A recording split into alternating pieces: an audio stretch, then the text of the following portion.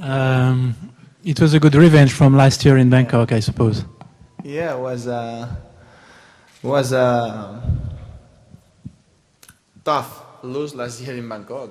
You know, less painful because I came after winning the U.S. Open, but probably was the more unbelievable lose in my career against him last year in Wimbledon, because I never had as many chances as I had at that match, and I lost, and was a little bit in my mind today in the break points. That's the truth. And for the rest, sure, I'm happy to be in the second round. I had a comfortable victory with 2 sets.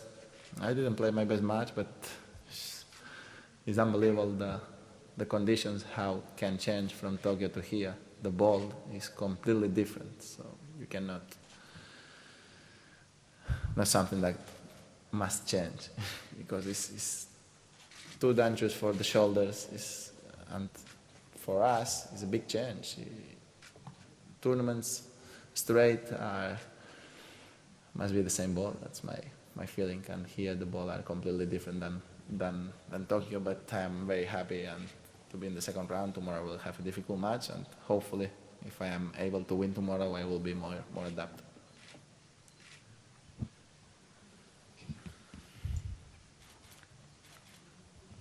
Rafa, can you tell us a bit more about the differences between the balls? What sort of how it affects the way you have to adjust and how it makes you have to play differently? Well, first thing is the ball changed unbelievable during day or during night. I practice it every day during day, and during night the conditions are so different. No? But if we compare the Tokyo ball with this one, Tokyo was much bigger, slower. This ball is very fast, goes small, and doesn't stay on the racket. The ball fly a lot and is tough. But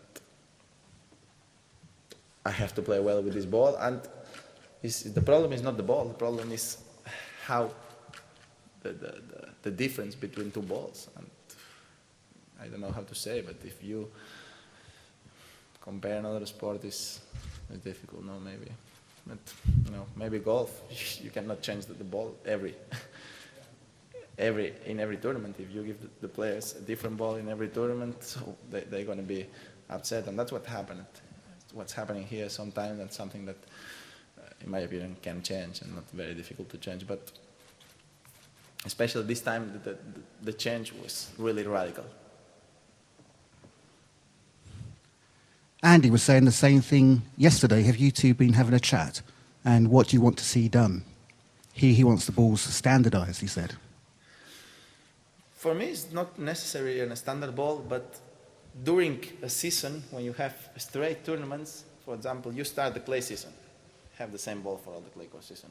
You start the American hard season, so play the same ball during all tournaments. Indian Wells and Miami, same ball. That happens. There is the same ball in both tournaments, so that's positive. But here you play in, for example, I don't know, in Bangkok, 1 ball. You play in Tokyo, another ball. You play here, another ball. So that's something that can change. It's not to put in a standard ball for all the year. I understand we can have different balls on tour, but you cannot change the ball every week. That's too much, in my opinion, and it's dangerous for the injuries.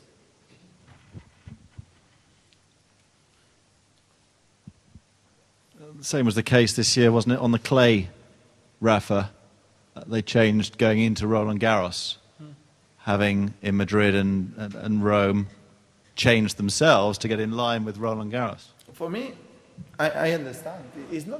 That is not a very important change, because you have 1 week to prepare Roland Garros. That's the truth. And in the previous tournaments before Roland Garros, I think it was Nice and World Cup in Düsseldorf, was the same ball. So that's positive. But what cannot happen is have 1 ball in Rome, 1 ball in Madrid, 1 ball in Barcelona. Doesn't work, because these are straight weeks. You have a week to adapt to the ball, in my opinion, is not a problem. But the problem is, for example, when you arrive to the final, For example, let's say the ball is different between Madrid and Rome. You arrive to the final in Madrid, and in one day you have to play with completely different ball in Rome. You know why it is, though, don't you?